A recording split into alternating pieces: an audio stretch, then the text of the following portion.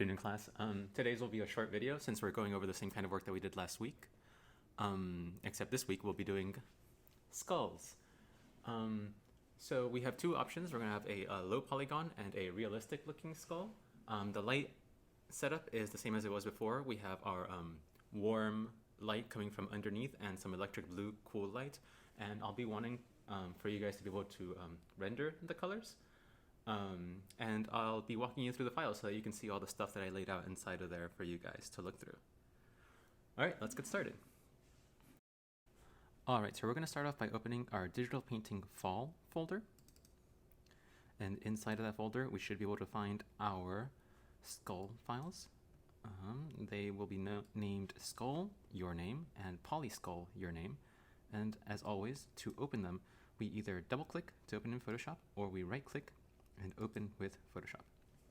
So here we have our PolySkull opened up, and I'm going to be doing the same thing that I did before and shrinking the Photoshop window to half the screen size.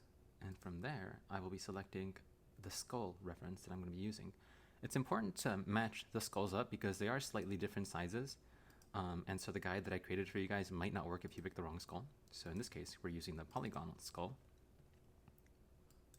We'll open that up and resize it so that it can fit accordingly. Okay. There we go. Okay, so now I'm going to be walking you guys through the internals of this file. So at the very base, we have the color base that I created for you guys. This is just an outline of the silhouette of the skull. And it's locked currently, so you guys can't really access it. You'll be painting over top of that on the layers that I provided. We have a pencil sketch layer where we'll be doing all of the structure work and laying out where the planes will be, and then we have the paintbrush layer where we'll be adding in the colors after we decide that.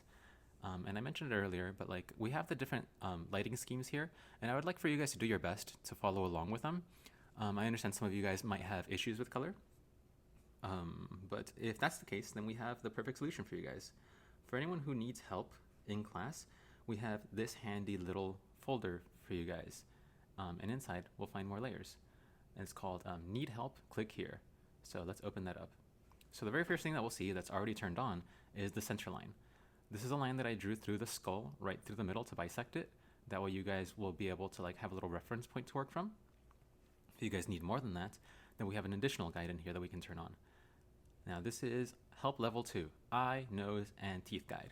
And we also have some extra lines here to delineate where the jawbone, the mandible, connects with the skull.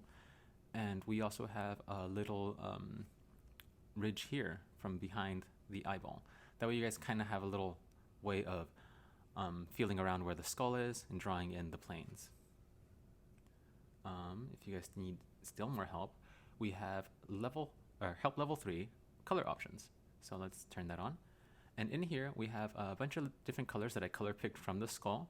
The very strongest highlight electric blues, some of the deep reds that we can find inside of the eye sockets, some blood-looking red, and combinations of in between of everything. We have some neutral grays and some warmer grays that we can add to all of these different planes.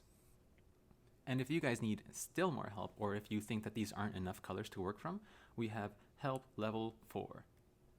This is just an image of the same skull, but it's meant to be a eyedropper color picking guide. Technically, you guys could have opened this in Photoshop and been color picking from it, but I recognize that for some people that might be too much of a hassle. So now we have this handy layer inside that we can be color picking from.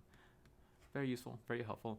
But if you can help it, try to stick to the more challenging bits, because this is how, unfortunately, most progress is made in arts. Learning that we can do difficult things on our own. From here, I'm going to do a quick little speed paint, but now that I've described the internals, you guys can get to work if you'd like.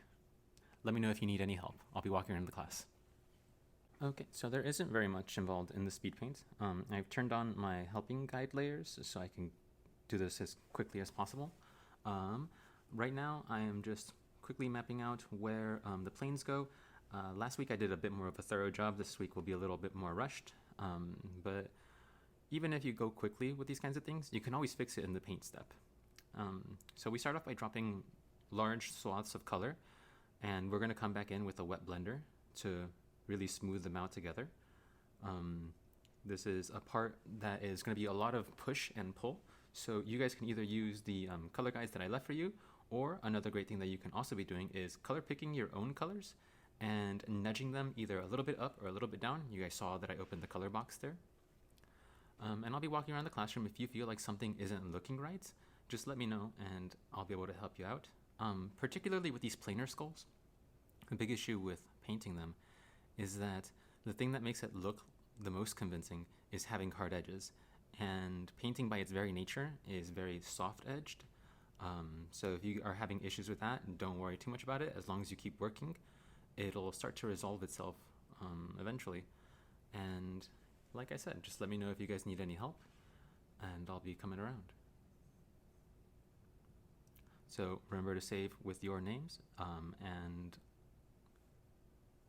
that's all.